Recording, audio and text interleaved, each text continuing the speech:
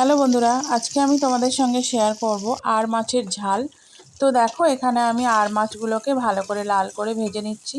আর আমি একটু কম তেলেই ভাজছি, কেননা আর মাছগুলো বেশি তেলে ভাজলে ভীষণ ফাটে আর গায়ে ছিটিয়ে পড়ে।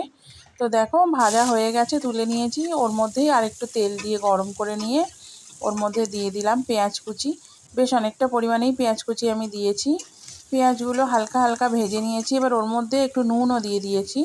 নুন দিয়ে বেশ খানিকটা ভেজে নিয়ে ওর মধ্যে দিয়ে দিলাম কুচি করে রাখা টমেটোগুলো ভালো করে গলে যেতে ওর মধ্যে দিয়ে দিয়েছি রসুন বাটা। অ্যাকচুয়ালি এটা রসুনটাকে থেতো করে নিয়েছি আর আদাটাকেও থেতো করে নিয়েছি। তো দেখো, এখানে রসুনও দিয়ে দিয়েছি, আদাও দিয়ে দিয়েছি, আর দিয়ে দিলাম কাঁচা লঙ্কা আর হলুদ গুঁড়ো, লঙ্কা গুঁড়ো। এবার এটাকে খুব ভালো করে জল দিয়ে দিয়ে কষে নিতে হবে। তো দেখো, এখানে কষা হচ্ছে, আর যখনই একটু শুকিয়ে যাচ্ছে জলটা, আবার একটু করে করে জল দিয়ে দিয়ে কষে নিতে হচ্ছে। কষা হয়ে যাওয়ার পরে ভাজা মাছগুলো এর মধ্যে আমি দিয়ে দিলাম, দিয়ে খুব ভালো করে নেড়ে নিলাম।